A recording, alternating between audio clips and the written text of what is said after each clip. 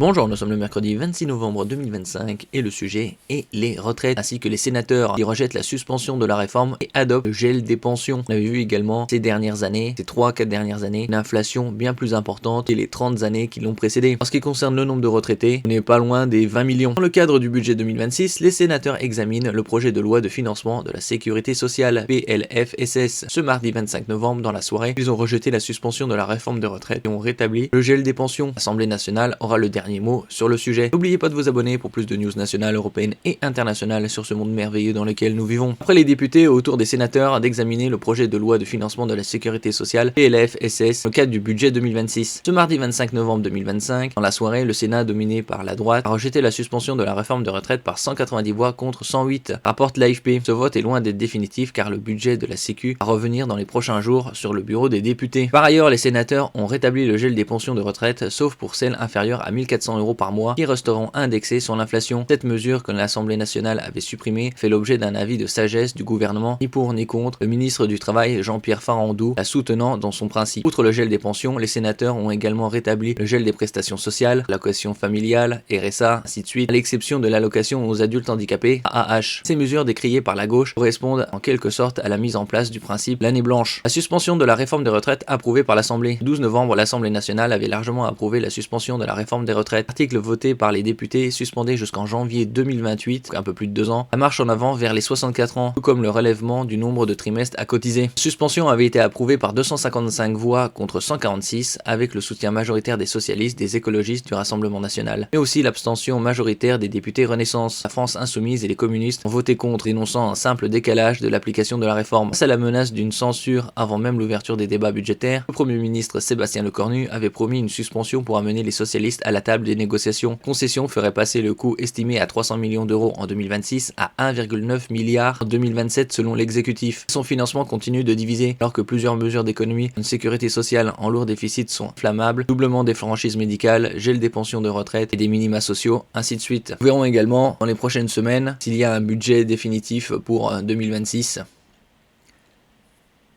Merci pour votre écoute et à la prochaine.